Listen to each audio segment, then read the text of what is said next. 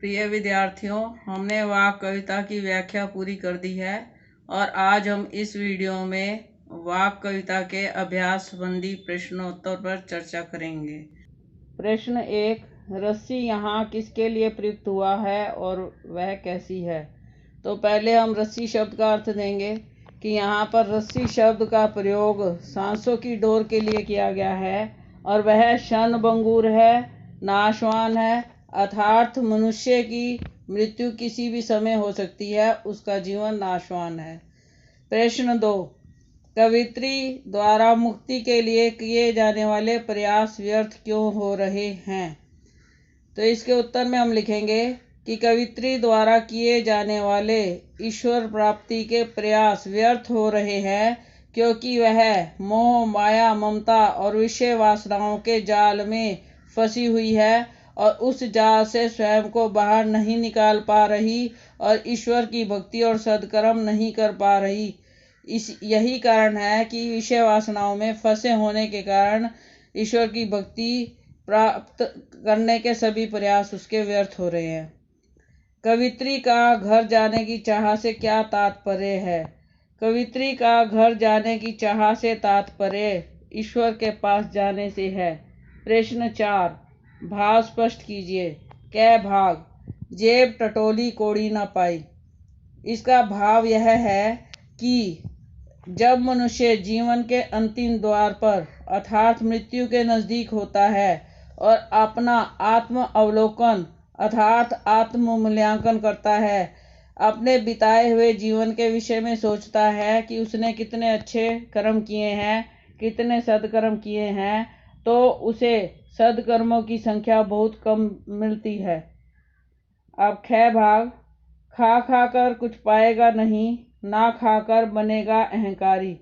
इन पंक्तियों का भाव यह है कि ज़्यादा सांसारिक साधनों का उपभोग करने से व्यक्ति को कोई लाभ प्राप्त नहीं होता और यदि वह सभी सांसारिक सुख सुविधाओं का त्याग कर देता है और ईश्वर के को प्राप्त करने के लिए जप तप भक्ति करता है तो भी कई बार उसके मन में अहंकार आ जाता है। इसलिए कवित्री ने ज़्यादा भोग और ज़्यादा त्याग को श्रेष्ठ नहीं माना है। प्रश्न नंबर 5, बंद द्वार की सांकल खोलने के लिए लल दद्य ने क्या उपाय सुझाया है? बंद द्वार की सांकल खोलने के लिए लल दद्य ने समभावी होने का सुझाव सुझाया है और उसने यह कहा है कि जीवन को मध्य मार्ग से जीना चाहिए और ज़्यादा भोग और ज़्यादा त्याग में नहीं उलझना चाहिए। मध्य मार्ग से जीवन जीने से हम अहंकार रहित होंगे और अहंकार रहित होंगे तो ईश्वर की भक्ति में मन लगेगा और मोक्ष प्राप्त होगा। प्रश्न नंबर 6, ईश्वर प्राप्ति के लिए बहुत से साधक हठ योग जैसी कठिन साधना भी करते हैं लेकिन उससे भी लक्ष्य प्राप्ति नहीं होती।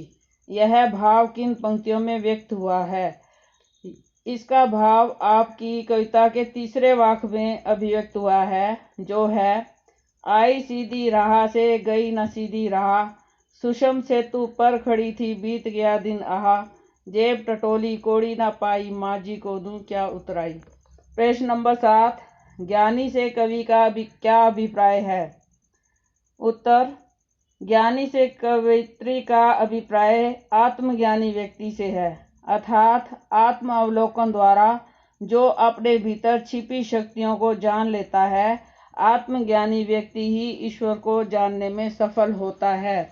प्रश्न नंबर 8, हमारे संतों, भक्तों और महापुरुषों ने बार बार चेताया है कि मनुष्यों में परस्पर किसी भी प्रकार का भेदभाव नहीं होता, लेकिन आज भी हमारे समाज में भेदभाव दिखाई देता है।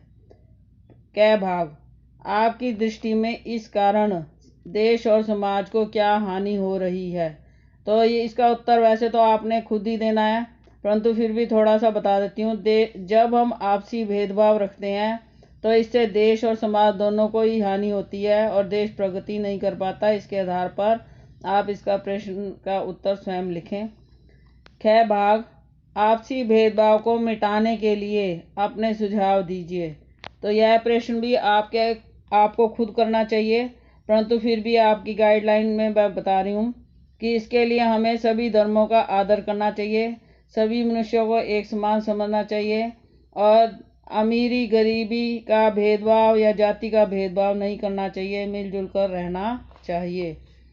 तो ये समाप्त हो गई हमारी आज यह कविता वाक। अगले वीडियो में हम रसखान द्वारा रचित सवैये पढ़ेंगे। धन्यवाद।